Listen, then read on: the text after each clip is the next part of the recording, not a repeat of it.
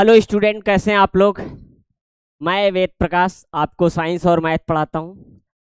और आज बहुत दिनों बाद आपके सामने ये वीडियो आने वाला है क्योंकि कुछ लाइट की प्रॉब्लम हो गई थी जिसके कारण ये नहीं आ रहा था। और आज हम जो चैप्टर देखने वाले हैं वो है साउंड। क्लास नाइन्थ और क्लास एट्थ ऐसे ही आपको देखने के मिलेगा इन क्लासों में। साउंड चैप्टर है और फिर आपको साउंड के बारे में इसमें देखेंगे कि साउंड रिफ्लेक्शन होने पे क्या होता है, फिर साउंड के कैरेक्टरिस्टिक क्या है, और एक दो न्यूमेरिकल्स भी देखेंगे। तो आइए देखते हैं कि टॉपिक क्या क्या आप देखते हैं। सबसे पहले साउंड। साउंड के बारे में जानने से पहले आपको जानना होगा साउंड है क्या। साउंड एक तरह के एनर्जी है जो हमारे कानों को एक सेंसेशन देता है, जिससे आप समझ पाते हैं कि किस साइड से, किस जगह से किस तरह की साउंड आ रही, किस तरह की आवाज आ रही। तो क्या है sound? Is form of energy. ये क्या है? एक तरह की एनर्जी है which produces a sensation of hearing in our ear. हमारे कानों में एक क्या करता है, सेंसेशन समझ में आता है, सेंसेशन आपको फील होता है जिससे आपको लगता है कि साउंड आ रहा है। अब क्या है प्रोपोगेशन ऑफ साउंड? क्या है, जब आपको पता है एक एक जगह से दूसरी जगह सब साउंड जाता है तो क्या होता है, मीडियम के पार्टिकल वो वाइब्रेट करते हैं और एक पार्टिकल दूसरे पार्टिकल को एनर्जी देता है और दूसरा तीसरे को। ऐसे जिस जगह से, सोर्स से जहां आप चाहते हैं एनर्जी जाए, जहां आप चाहते हैं कि आवाज जाए, वहां तक जाता है। दैट मीन्स एक पार्टिकल दूसरे पार्टिकल को एनर्जी देता जाता है। और फिर क्या होता है, एनर्जी यहां से, मान लो ये सोर्स है तो यहां से आपका यहां जहां आप चाहते हैं वहां एनर्जी चली जाती है। ये क्या है, यही एनर्जी ट्रेवल करने का मतलब, दैट मीन्स साउंड ट्रेवल करने का तरीका है। अब और ये हो कैसे रहा, वाइब्रेटिंग ऑब्जेक्ट। अब जब वो एक पार्टिकल दूसरे पार्टिकल अपने स्थान पे क्या हो रहा है, वाइब्रेट, तो ये इसको एनर्जी, ये इसको एनर्जी, ये इसको एनर्जी, ऐसे ही ट्रांसफर होते जा रहा है। तो एनर्जी यहां से यहां पहुंचा। एक बात ध्यान रखना है इसमें, क्या पार्टिकल यहां से यहां चले गए? नहीं, पार्टिकल यहां से यहां नहीं गए। दैट मीन्स पार्टिकल अपना प्लेस जहां सोर्स है और जहां सुनाई देना है वहां तक ट्रेवल नहीं करते। वो सिर्फ अपने ही जगह पे क्या करते हैं, वाइब्रेट करते हैं, अपने ही जगह पे वाइब्रेट करते हैं। और वाइब्रेशन से ही एनर्जी, मान लीजिए ये प्लेस एस है और ये प्लेस एच है, तो एस से एच तक पहुंचता है। आप मान लो किसी को बुलाए, मान लो देव चिल्लाया, मान लो दिया को बुलाया, तो देव जब चिल्लाया तो तेजी से वो दिया, मान लो कोई एक लड़की दिया है उसे बुलाया, तो वहां तक जब तक वो देव सोर्स हुआ, और जो सुनाई देगा वो आपका हियरिंग प्लेस, जहां वो सुनाई दे, जहां वो सुनना है जिसे।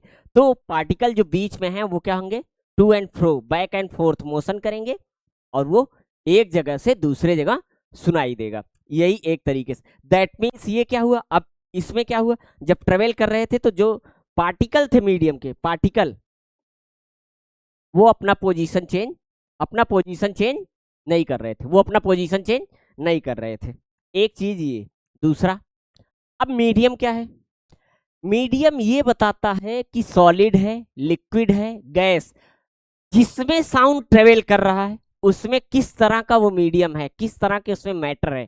जैसे matter or substance through which sound is transmitted. किस तरह का मैटर या सब्सटेंस है जिसमें साउंड प्रोपगेट हो रहा है एक जगह से दूसरे। प्रोपगेट मतलब आगे बढ़ना, एक जगह से दूसरी जगह तक किस तरह से साउंड जा रहा है, वही क्या होता है, मीडियम होता है। अब मीडियम को समझने के लिए आपको सबसे पहले matter, matter that mean substance, आपको पता है, आप क्लास नाइन्थ और एट्थ में आप पढ़ चुके हो कि क्या है मैटर। और मैटर जो है वो तीन तरह, सॉलिड, लिक्विड और गैस। सॉलिड में क्या होते हैं, पार्टिकल पास पास होते हैं, इसीलिए इसमें साउंड की स्पीड सबसे ज्यादा होगी, मैक्सिमम होगी। और गैसियस में पार्टिकल दूर दूर होंगे तो इसमें मिनिमम होगा। और ये क्या होगा, ये मीडियम होगा, इसमें मीडियम होगा, मतलब बीच में ऐसे कोई। अब जो साउंड ट्रेवल करता है वो ज्यादा आप देखेंगे एयर में ट्रेवल करता है, तो उसमें 340 नियर अबाउट मीटर पर सेकेंड। और अगर मान लेते हैं सॉलिड में आयरन है तो नियर अबाउट 6000 मीटर पर सेकेंड। और अगर मान लेते हैं लिक्विड में वाटर है तो नियर अबाउट 1600 मीटर पर सेकेंड। आपको 3 मीडियम पता हुए, आयरन में 6000 मीटर पर सेकेंड नियर अबाउट मतलब लगभग, और वाटर में नियर अबाउट 16000, और गैस में नियर अबाउट 340 मीटर पर सेकेंड। ये 3 आपको पता हुआ। इसका सबसे सिंपलेस्ट क्यों, क्योंकि मीडियम पे डिपेंड कर रहा है। तो आपको पता है गैसियस मीडियम में पार्टिकल दूर दूर, और लिक्विड में थोड़ा और पास, सॉलिड में बिल्कुल पास पास हो जाता है, इसीलिए। अब क्या है डायरेक्शन, जो डायरेक्शन आपको कैसे, डायरेक्शन के बारे में आपको पता कैसे करना है कि जो जिसमें साउंड प्रोपोगेट कर रहा है। The direction in which wave travel is known as direction of propagation of wave. जिस डायरेक्शन में साउंड ट्रेवल कर रहा है, जिस डायरेक्शन में साउंड प्रोपोगेट हो रहा है, उसे ही डायरेक्शन ऑफ द वेव या direction of propagation of wave बोलते हैं। The direction in which wave travel is known as direction of propagation of wave. जिस डायरेक्शन में वेव ट्रेवल कर रहा है उसे प्रोपोगेशन ऑफ वेव बोलते हैं, direction of propagation of wave. अब वेव क्या है आपको पता है, जैसे आपको बताया केवल 3 ही, इस पिछले स्लाइड में आप देखो केवल 3 ही मीडियम के बारे में बताया, solid, liquid, gas. That means vacuum में जहां कोई पार्टिकल नहीं होते, जहां पार्टिकल नहीं होते, क्या वहां साउंड ट्रेवल करेगा? नहीं, वहां साउंड ट्रेवल नहीं करेगा। इसीलिए साउंड को क्या चाहिए? मीडियम। अब वेव क्या है? Wave is a disturbance. Wave एक तरह का डिस्टरबेंस है that moves through a medium means solid, liquid, gas. When the particle of the medium set neighbouring particle in motion, into the motion. क्या है neighbouring particle को? अभी थोड़ी देर पहले बताया कि नेबरिंग पार्टिकल को क्या कर दे रहा था? मोशन में कर दे रहा था। कैसे? वाइब्रेशन के थ्रू। एक पार्टिकल दूसरे पार्टिकल को वाइब्रेशन के थ्रू क्या कर रहा था?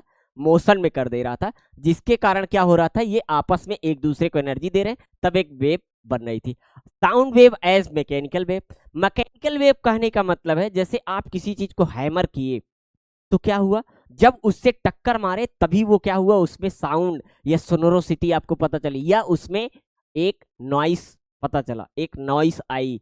दैट मींस इसमें क्या हुआ? Characterized by the motion of particle in the medium. अगर आप ऐसे हवा में करें तो क्या आपको आवाज सुनाई देगा? नहीं। वैक्यूम में करें तो नहीं सुनाई देगा। लेकिन आप किसी चीज पे जब टक्कर करेंगे, एक आयरन की अगर आप रॉड ले और उस पर किसी चीज से हैमर करें, तब आपको सुनाई देता है। दैट मीन्स मीडियम में पार्टिकल जितना सॉलिड मीडियम होगा तो उसमें और तेजी से सुनाई देगा, गैसियस मीडियम में सबसे कम सुनाई देता है। Wave that requires material medium to for propagation. Material medium that means solid, liquid या गैस। जब इस तरह के होंगे तब उसे आप क्या बोलेंगे? उसे बोलेंगे मैकेनिकल वेव। इसीलिए साउंड क्या है? Mechanical wave. क्यों? क्योंकि इसके लिए मीडियम में पार्टिकल चाहिए, और जब मीडियम में पार्टिकल, मटेरियल पार्टिकल हैं, तभी आपको सुनाई देगा। अगर वैक्यूम है तो सुनाई नहीं देगा। As the object move back and forth means that means इस जगह ऐसे पार्टिकल आ जा रहा है। Rapidly a series of compression and rarefaction is created in the air. अब क्या होगा? जब पार्टिकल एक जगह से दूसरी जगह अपने जगह से बैक एंड फोर्थ कर रहे हैं मोशन, तो वो क्या करते हैं? कई जगह कंप्रेशन क्रिएट करते हैं और कई जगह रेयरफैक्शन।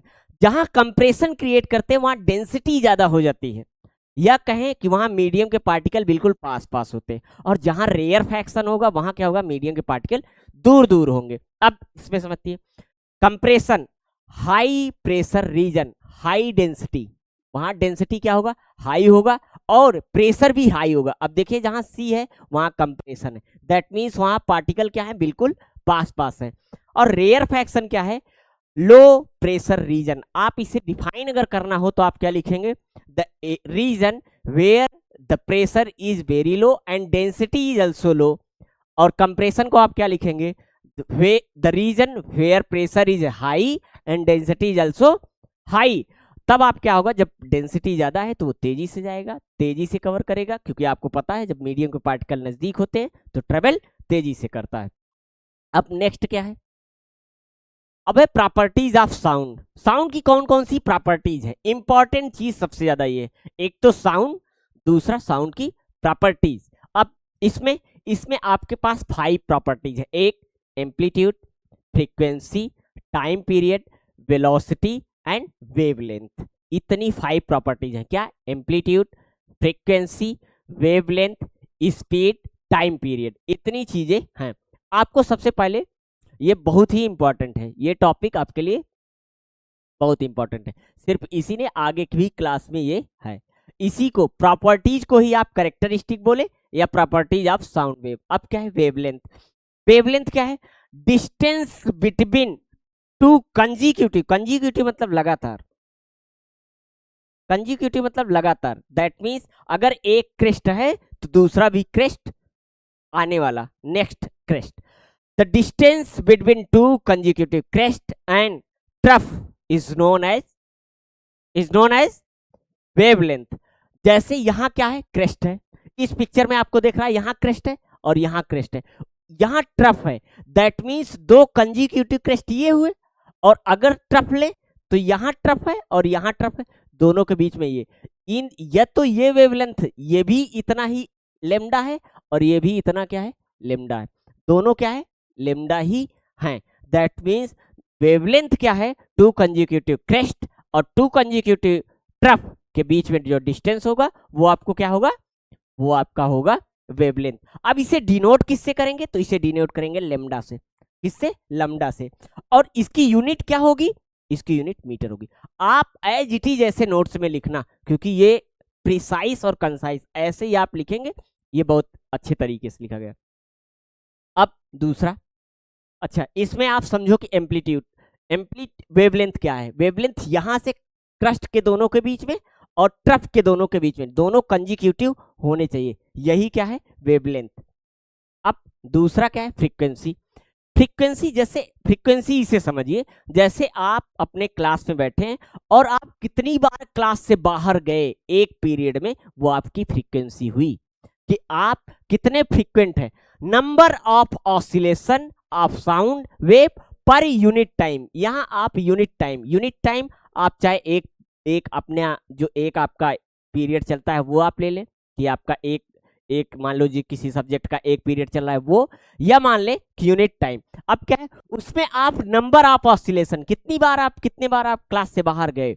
दैट मीन्स इसमें देखिए ये 1 2 3 और हाफ, 3.5 है, ये 3.5 है। लेकिन इसे देखिए केवल एक सर्किल, इसमें 1 और 2, इसमें 2, इसमें 1। आप देखिए फ्रीक्वेंसी ज्यादा किसमें? इसमें फ्रीक्वेंसी ज्यादा है। क्यों?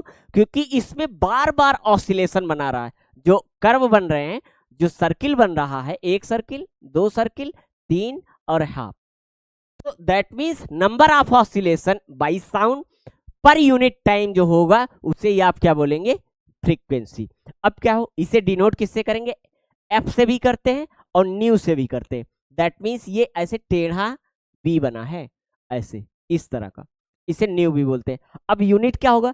आपको पता है फ्रीक्वेंसी हर्ट्ज में या पर सेकेंड को ही आप क्या बोलते हो? हर्ट्ज। इसे आप ऊपर ले जाओगे सेकेंड पावर -1, ये भी हो सकता है, हर्ट्ज भी हो सकता है और 1/सेकेंड हो सकता है। अब टाइम पीरियड क्या होगा?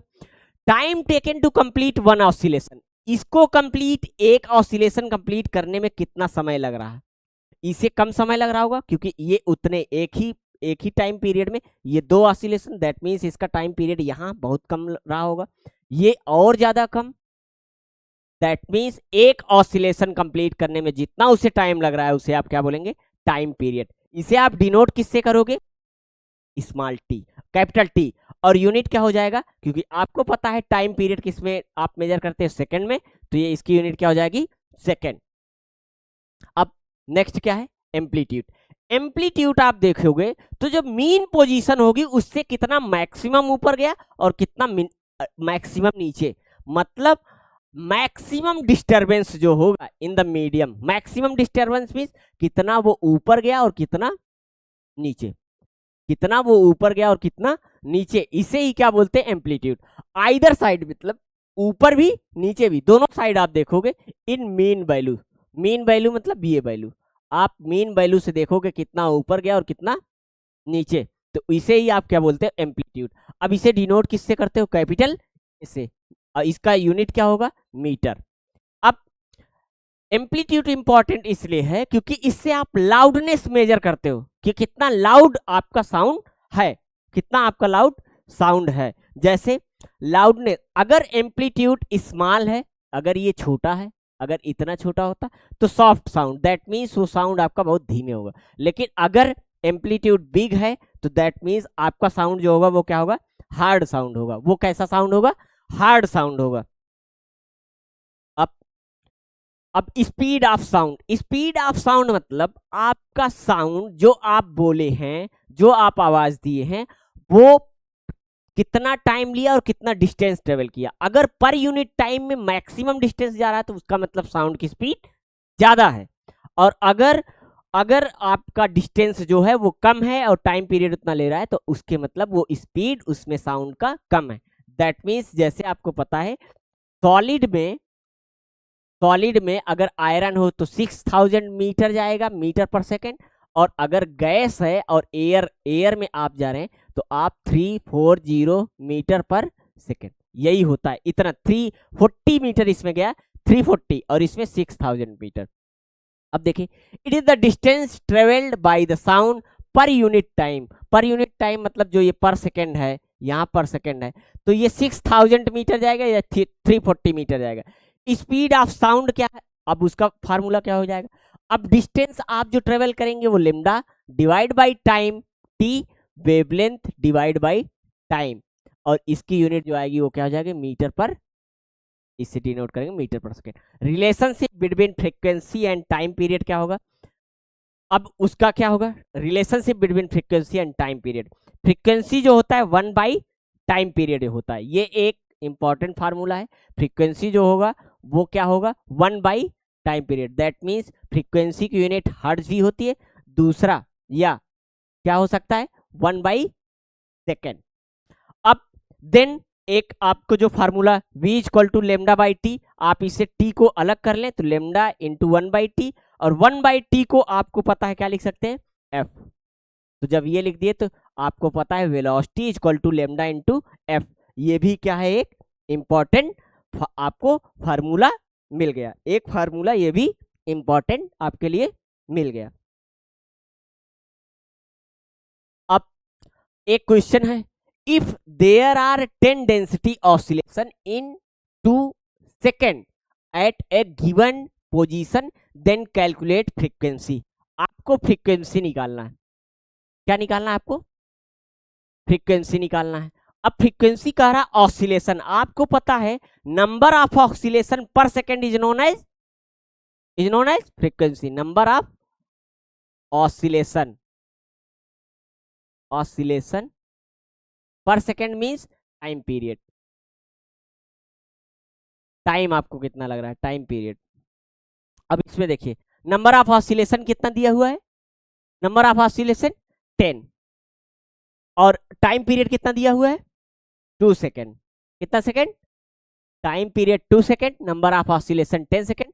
आप डिवाइड करोगे तो एफ, एफ की यूनिट क्या हो जाएगी, हर्ट्ज, हर्ट्ज, या 5/1/सेकेंड।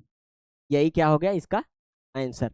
अब एक आंसर ही हो गया, लेकिन इसमें कह रहा है टाइम पीरियड आपको निकालना है। तो टाइम पीरियड क्या हो जाएगा, आपको पता है कि time period equal to 1/f। 1/f means f कितना है 5, आप इसे डिवाइड करो 1/5 को डिवाइड करो कितना आ जाएगा 0.2, इतना क्या हो जाएगा सेकेंड। मतलब एक एक सर्किल कंप्लीट करने में उसे कितना लग रहा है टाइम, 0.2 सेकेंड, और उसका जो फ्रीक्वेंसी है वो कितना आया 5 हर्ट्ज। एक ही। अब दूसरा, if 20 compression pass a point in 4 second then frequency is. अगर 20 कंप्रेशन पास हो रहे हैं that means compression rarefaction, compression rarefaction, compression rarefaction, ऐसे सो ऑन करके है। तो आपको बताना है कि वो कितना उसकी फ्रीक्वेंसी होगी। आपको पता है frequency is equal to number of oscillation, oscillation upon time period, time period. ये आपके एनसीईआरटी में एक क्वेश्चन है। तो ये नंबर ऑफ ऑसिलेशन। अब देखो एक के बाद दूसरा आएगा तो एक ऑक्सीलेशन कंप्लीट हुआ, इसके बाद गया 3, ऐसे यहाँ फिर एक ऐसे फिर ऐसे, दैट मीन्स जितने सी आते जाएंगे वो क्या है, दैट मीन्स उतने आपके क्या बन रहे हैं, ऑसिलेशन बनता जा रहा है। दैट मीन्स कितने ऑसिलेशन हुए, 20, और टाइम पीरियड कितना लगा है, 4 सेकेंड। अब इसे कट करेंगे कितना आएगा, 5 हर्ट्ज, कितना 5 हर्ट्ज। अब इसमें कोई ऑप्शन है 5 हर्ट्ज, ये थर्ड वाला, तो आपका आंसर 5 हर्ट्ज। अब देखिए एक क्वेश्चन और, a source produces A sound wave of wavelength, wavelength कितना दिया हुआ है, लेमडा कितना दिया हुआ है, 3.44 metre. If the wave travel with speed, speed दे रखा है, स्पीड आप किससे, v से डिनोट करेंगे, 344 मीटर पर।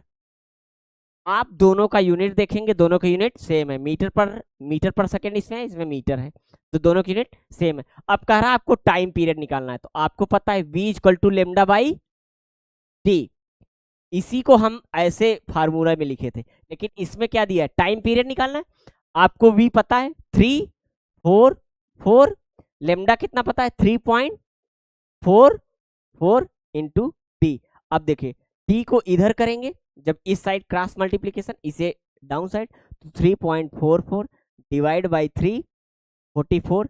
अब देखिए इसे देखेंगे तो आप देखिए इसमें अगर 2 जीरो हटा दे, दैट मीन्स अगर नीचे 100 का मल्टीप्लाई कर दे तो आप देखेंगे कि पूरा पूरा कट जाएगा, 1/100, दैट मीन्स 0.01, इतना क्या आया, तो टाइम पीरियड कितना है, 0.01 सेकेंड। पूरा ऐसे ही ये लगेगा, और ये क्वेश्चन इंपॉर्टेंट होते हैं, ऐसे ही क्वेश्चन आपके एग्जाम में आते हैं, आप प्रैक्टिस करना ऐसे क्वेश्चन। अब देखो इंटेंसिटी ऑफ साउंड क्या है, इंटेंसिटी मतलब जब आप बोलते हो साउंड को तो वो इंटेंस कितना है साउंड, वो कितना ज्यादा अमाउंट में सोर्स ऑफ एनर्जी पास हो रहा है। जैसे the amount of sound energy passing through a unit area, area क्या होना चाहिए, unit area, perpendicular the direction of propagation of sound wave in a unit time.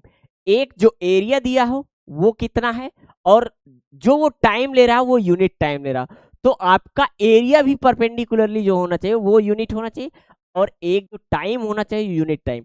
That means इस जगह से कितना अमाउंट ऑफ एनर्जी पास हो रहा है और इस जगह से कितना अमाउंट ऑफ एनर्जी पास हो रहा है, वही क्या है, इंटेंसिटी ऑफ साउंड। उस जगह कितना इंटेंस साउंड है वो। जैसे आपको पता है, जैसे आप बिल्कुल डीजे के पास खड़े होते हो तो आपको ज्यादा इंटेंस आवाज सुनाई देता है, लेकिन जैसे जैसे आप दूर होते जाते हो वो इंटेंसिटी उसकी कम होती जाती है, क्योंकि उसका एरिया बढ़ते जाता है। एरिया दूर होते गया, जैसे वो साउंड का एरिया मिलते, जैसे ये सोर्स के पास ये कम एरिया इसे मिला, लेकिन जैसे दूर गया उसको एरिया ज्यादा मिलते लगा।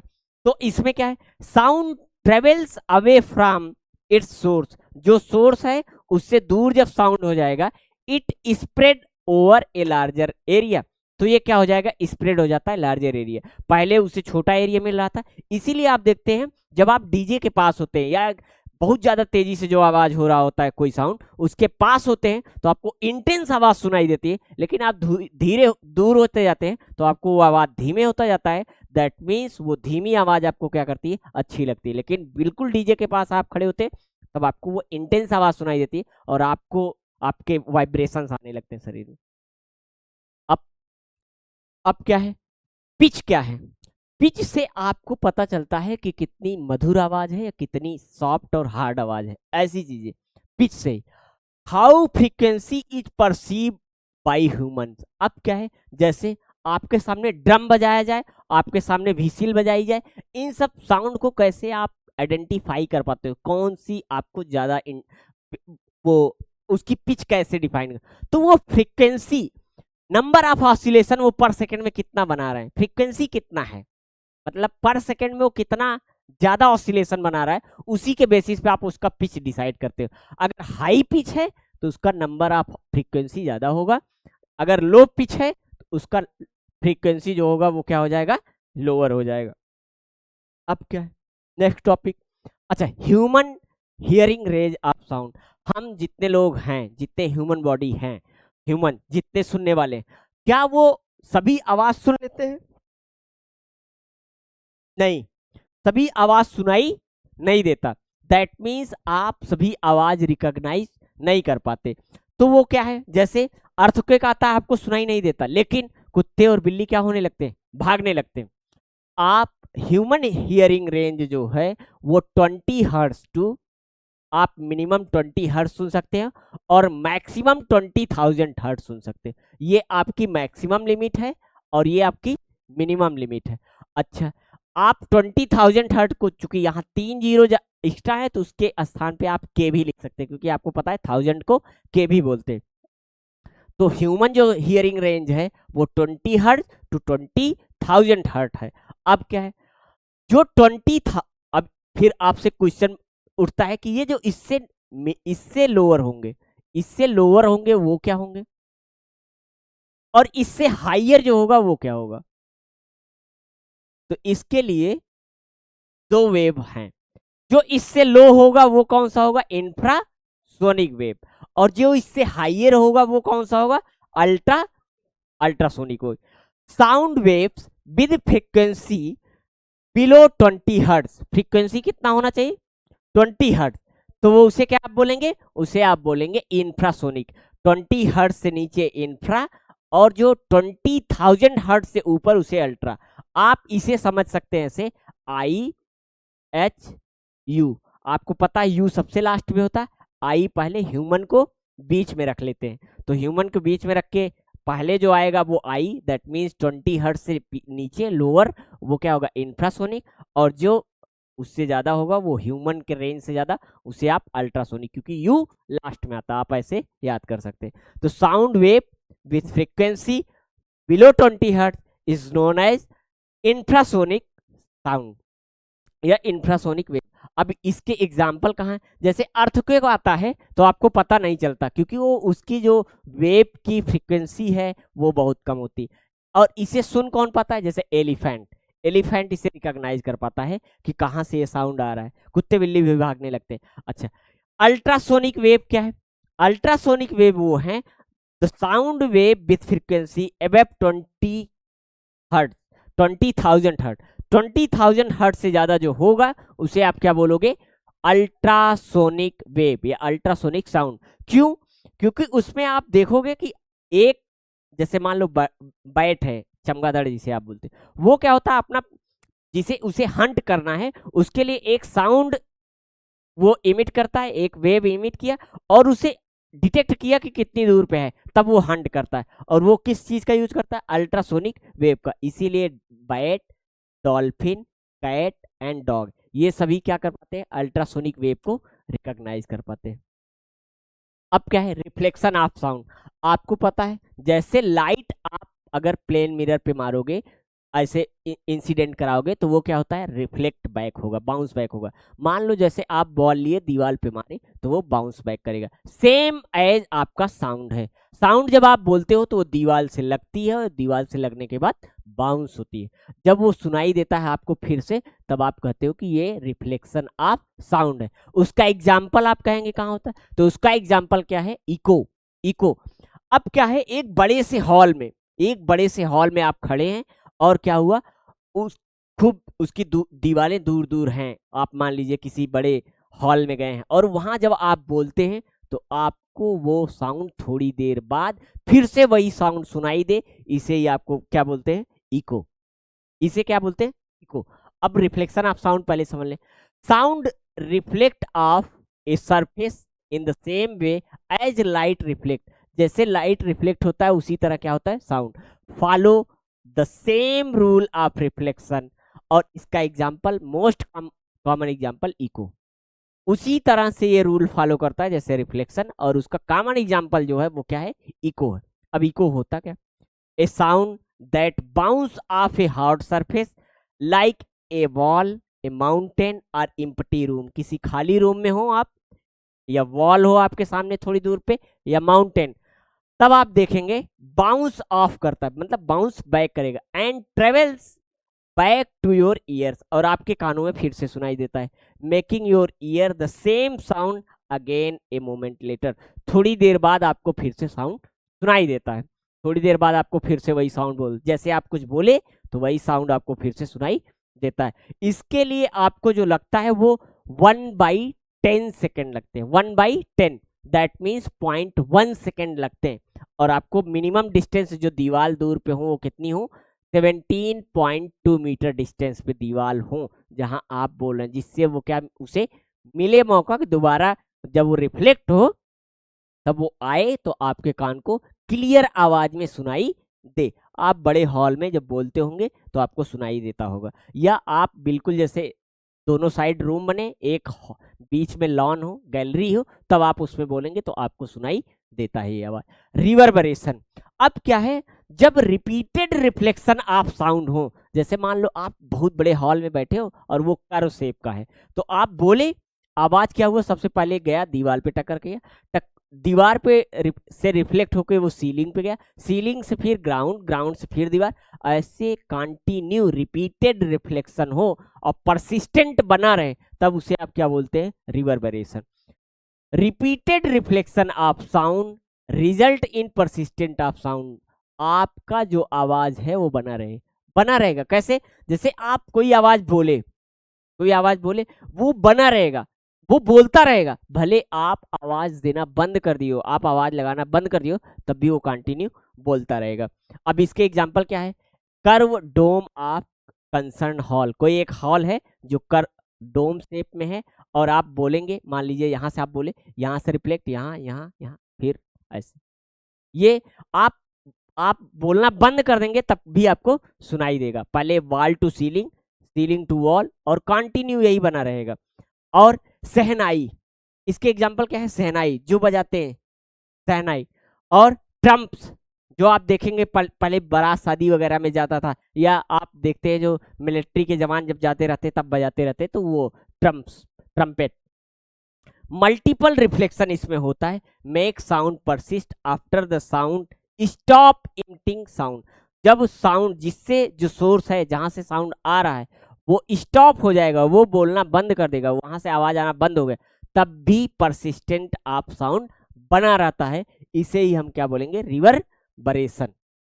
अब नेक्स्ट टॉपिक क्या है, इकोलोकेशन। इकोलोकेशन क्या है, कुछ एनिमल्स जो हैं वो अपना जो प्रे हंट करने के लिए, जिसपे जो वो खाएंगे हंट करके, उसके लिए वो क्या करते हैं, वो देख नहीं पाते तो वो एक वेव इमिट करते हैं, जिसके कारण उन्हें उस साउंड से पता चलता है कि कहाँ है और कितनी दूर पे है उनका, जिसे वो हंट करे और उसे खाएं।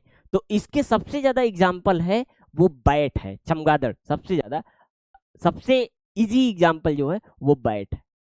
आप देखेंगे कि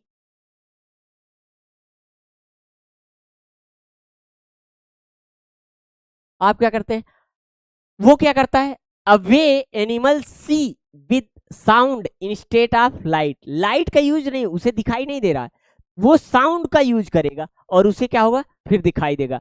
make a sound bye animal, animal के द्वारा क्या किया जाएगा, एक साउंड क्रिएट किया जाएगा, साउंड जब वो इमिट किया, the sound hit an object and bounce back, मान लो ये यहाँ बैट है और उसने साउंड इमिट किया, तो उससे जब गया उसमें साउंड टक्कर खाया तो वो इमिट रिफ्लेक्ट बैक हुआ, साउंड हिट एन ऑब्जेक्ट, इसमें हिट किया फिर बाउंस बैक हुआ। The animals brain uses the returning sound, ये अपने ब्रेन से यूज करेगा कि किस तरह का एनिमल है, instantly figure out whether object are how big, वो पता करेगा कि ये कितना बड़ा है, दे आर वो कितना बड़ा है, and which way they are moving, और किस स्पीड से किस तरह से वो मूव हो रहा है, तब ये क्या करेगा, ये बर्ड इसे हंट करेगा, उतनी स्पीड से जाएगा। जैसे बैट, डॉल्फिन, ये सारी चीजें इसमें क्या है, ये इसके एग्जाम्पल हैं। इसके कुछ एक न्यूमेरिकल और कर लेता हूं, जैसे आपको क्या देगा कि मान लीजिए कि साउंड की स्पीड आपको पता है, साउंड की स्पीड जो है वो आपको दिया है, मान लो 340 मीटर पर सेकेंड, आपको मान लो वेवलेंथ दे दिया 40 मीटर। अब आपसे कहेगा कि फ्रीक्वेंसी बताइए, तो आप क्या यूज कौन सा फार्मूला करेंगे, v equal to lambda into F. अब v आपको पता है, उसमें दिया रहेगा 340, और वेवलेंथ आपको कितना दे रखा है 34। फ्रीक्वेंसी आपसे पूछा है, तो आप क्या करेंगे, इसे क्रॉस मल्टीप्लीकेशन डिवाइड करेंगे, तो आ गया कितना 10। 10 इसकी यूनिट हर्ट्ज, फ्रीक्वेंसी की यूनिट हर्ट्ज।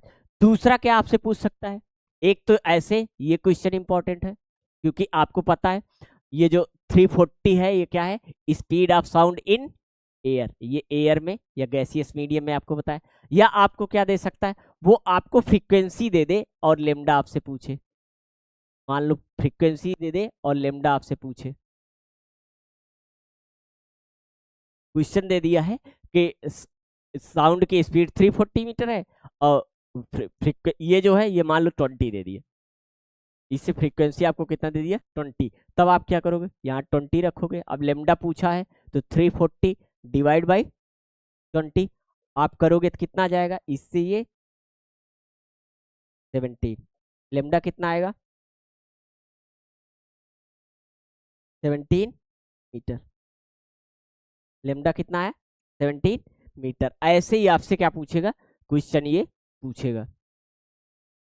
और एक चीज, कुछ चीजों में क्या होता है कि एक बार जाने और एक बार आने, जैसे इकोलोकेशन में, इकोलोकेशन में क्या है, यहां से बैट एक बार आवाज दिया दोबारा यहाँ, तो आप उसमें क्या हो जाता है कि जो डिस्टेंस ले रहे हैं वो 2 टाइम हो जाएगा, क्योंकि एक बार जाना एक बार आना,